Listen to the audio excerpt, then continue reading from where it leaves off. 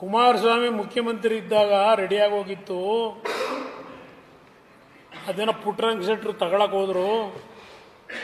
ಕುಮಾರಸ್ವಾಮಿ ಗದರಿಸ್ಬಿಟ್ರೆ ಅವರಿಗೆ ತಗೊಳಕ್ ಬಿಡ್ಲಿಲ್ಲ. ಪಬ್ಲಿಕ್ ಮೀಟಿಂಗಲ್ಲಿ ಎಷ್ಟು ಸಲ ಹೇಳಿದ್ರು ಸಿದ್ದರಾಮಯ್ಯನವರು, ಯಾರಪ್ಪ ನಿಮ್ ನಡ್ಕೊಂಡಿರೋರು? ಈಗ ಕಾಂತರಾಜು ವರದಿ ಆ ಕಮಿಟಿ ರಚನೆ ಮಾಡಿ 10 ವರ್ಷ ಆಗೋಯ್ತು. ಈಗಾಗಲೇ 10 ವರ್ಷದಲ್ಲಿ ಹಲವಾರು ರೀತಿ ಬೆಳವಣಿಗೆ ಆಗಿದೆ. ಈಗ ಜಾತಿ ಗಣತಿ ಇಟ್ಕೊಂಡು ಏನು ಅಲ್ಲಾಡಿಸ್ತೀರಾ?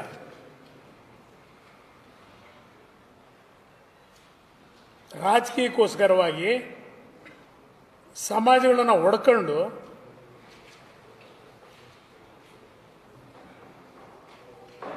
ನಿಮ್ಮ ವೈಯಕ್ತಿಕವಾದಂಥ ಆಸೆ ಆಕಾಂಕ್ಷೆಗಳು ತುಂಬಿಸ್ಕೊಳ್ಳಿಕ್ಕೆ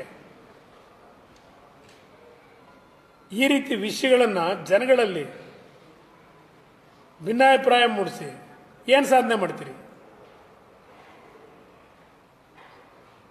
ಇಲ್ಲ ವೈಜ್ಞಾನಿಕವಾಗಿ ಸರಿದಿಷ್ಟು ಮಾಡಬೇಕಾಗಿತ್ತು. ಎಷ್ಟು ವರ್ಷ ಆಯ್ತು ಈಗ ನಿಮ್ಮ ಕೈಲಿ ಕೊಟ್ಟದನ್ನ?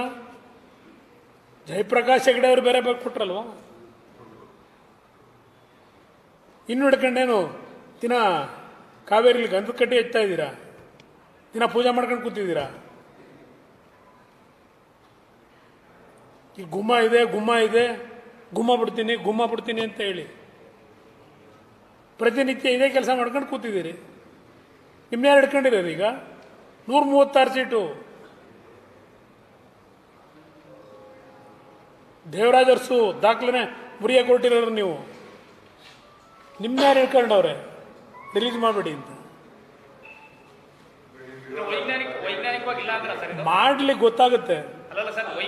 ಈಗ ನಾನು ಹೇಳೋದಲ್ಲ, ಯಾವುದು ಚನ್ನಗಿರಿ MLA ನೆನ್ನೆ ಒಂದು ಹೇಳಿಕೆ ಕೊಟ್ಟವ್ರೆ, ನನ್ನ ಮನೆಗೆ ಬಂದು ಜಾತಿ ಗಣತಿ ಮಾಡಿಲ್ಲ ಅಂತ.